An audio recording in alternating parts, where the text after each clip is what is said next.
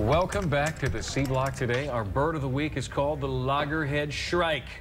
And it looks a little like a mockingbird. It looks mean.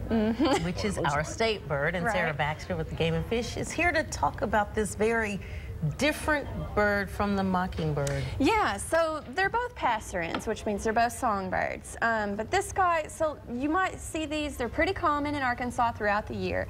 And they like to hang out in real open areas, on barbed wire fences, on electric wires, things like that.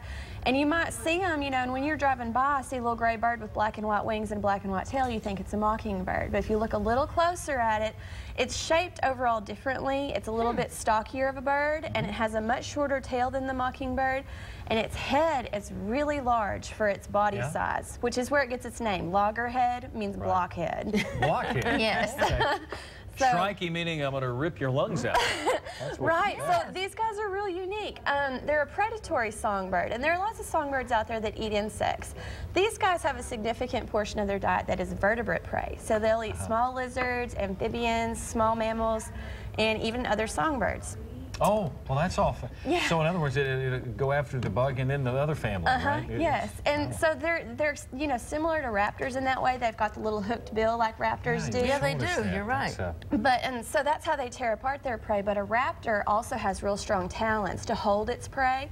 These guys don't have strong feet, so what they do is they impale their prey onto barbed wire or a thorn or something else pokey, and that'll hold on to it, and then they can rip it apart from there. Oh, sorry if you're eating lunch. I know. So basically we should just hang out on near barbed wire, right? And just see when these... Right, well, and I mean, if you're ever driving by and you see like a frog hanging from a barbed wire fence, it's probably a shrike. And so a lot of people think that shrikes are marking their territory in that way.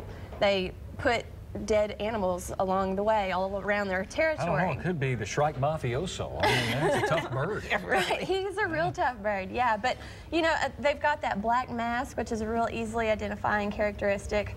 Well, see, it's already a bad bird. It's wearing a mask. Yeah, exactly. He's a bandit. He's a bandit bird. He is. Okay. They're a lot more common in the Delta than they are in the Ouachitas and the Ozarks and things. But have you ever seen one? Oh yeah, they're really abundant. So you can find them, okay? Yeah. You can see them. Like I said, the Delta especially, open areas, goat pastures, you know, anything like that. They like barbed wire fences and electric wires a whole lot.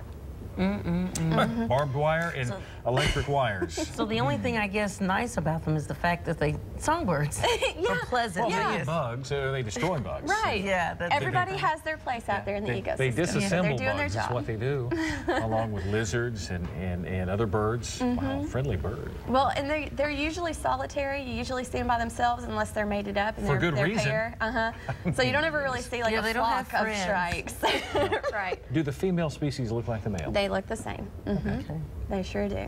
So, and they're like most birds. They breed in the springtime. They're starting to set up territories right now. They're fiercely territorial. So stay away. Right. You might find yourself on the barbed wire fence if you're not careful. All right. Thanks so much, Sarah.